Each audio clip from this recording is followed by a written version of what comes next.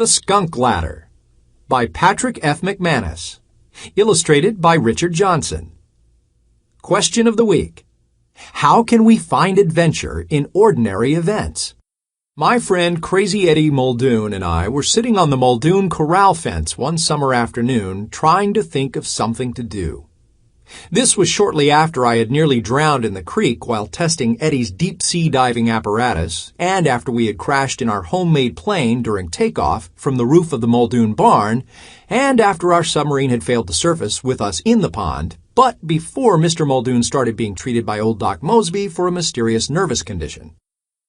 I recall mentioning to Eddie that his father seemed to be awfully jumpy that summer, and Eddie said he had noticed it too and wondered if it might not be caused by eating vegetables.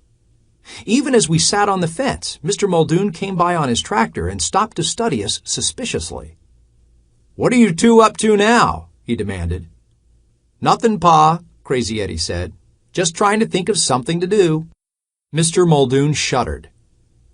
"Well, when you think of it, you let me know before you start to do it, you hear?" "Sure, Pa," Eddie said.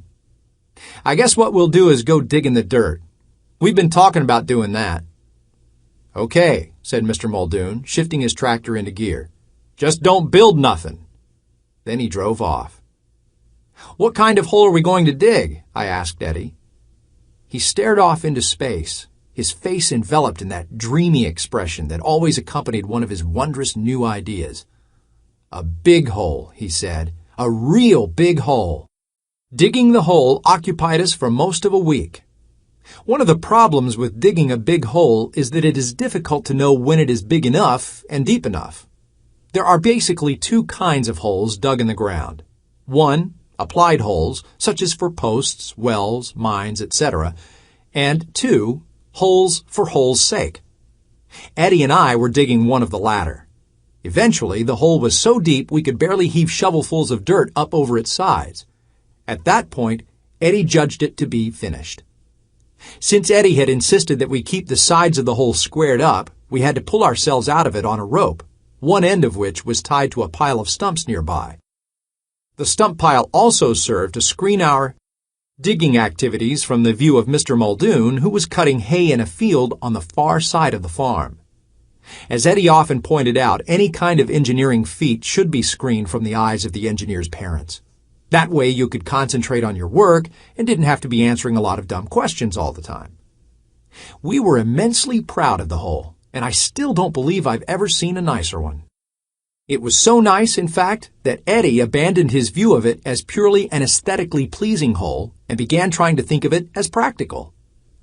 "You know what we could do with this hole?" he said.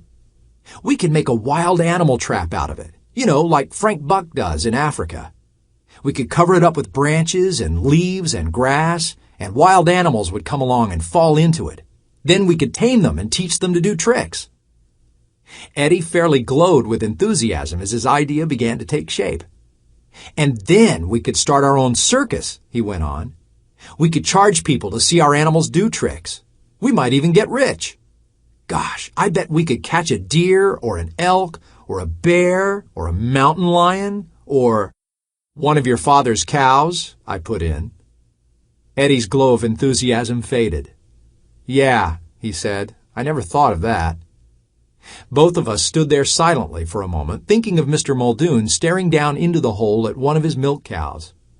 It was unpleasant to think about. "Tomorrow, we'd better fill the hole back in," Eddie said. "How about tonight? Maybe a cow will fall in tonight." Eddie pondered this possibility for a moment. "I got it," he said. "There's a big old door out behind the barn. We'll drag that down here and put it over the hole." And that is what we did, before knocking off work for the day, secure in the knowledge that the door would save us from the uncomfortable experience of watching his father undergo one of his fits of hysteria. Early the next morning, Eddie and I headed for the big hole, prepared to start the tedious task of undigging it. As we approached the excavation, a familiar odor reached our nostrils. "Must be a skunk around here someplace," Eddie said. "Maybe it's in the hole," I said. "Couldn't be. We covered it with the door." Nevertheless, the skunk was in the hole.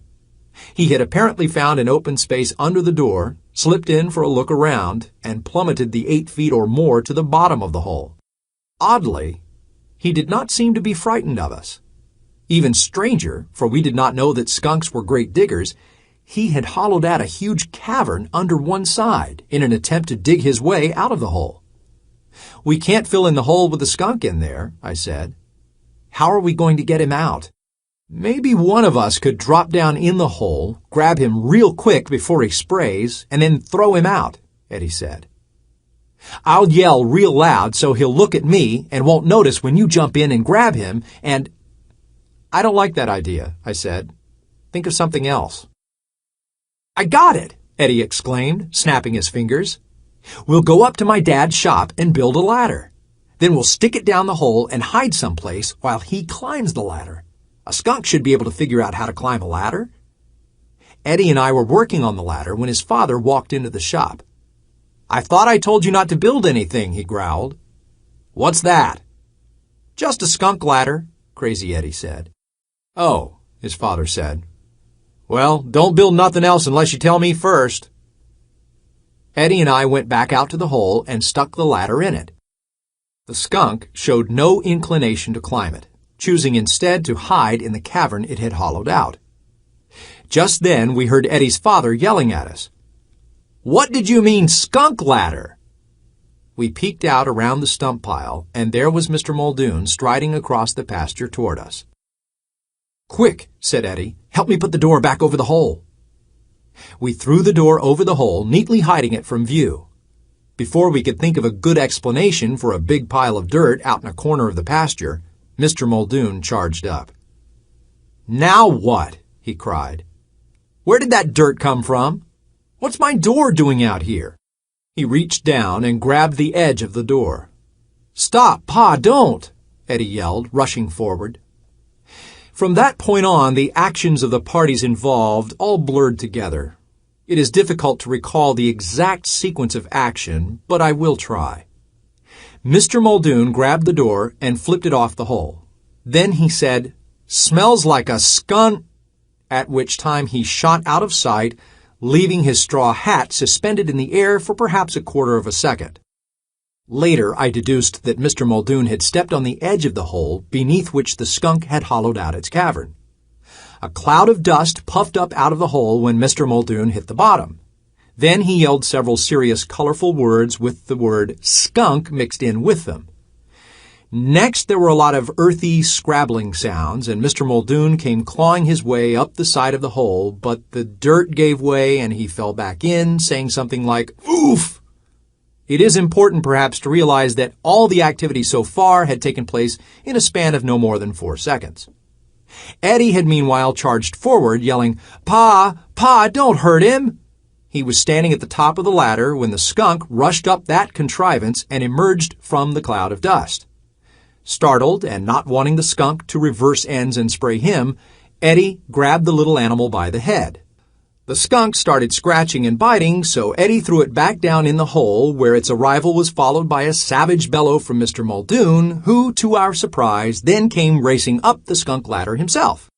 This was the signal for Eddie and me to start running, which we did, and we continued running until the thunderous sounds of Mr. Muldoon's clodhopper boots faded behind us, and still we ran on, finally outdistancing even the nostril-searing smell of Eddie's father.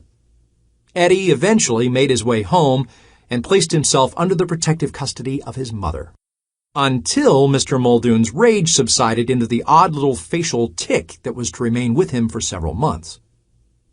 In the ruckus at the skunk ladder, Eddie had been hit in the face with a slight charge of skunk spray. Worried at first that the spray might have affected his brain, Mr. and Mrs. Muldoon finally assumed there would be no lasting ill effects. 20 years later, however, Crazy Eddie became a Ph.D. in chemistry.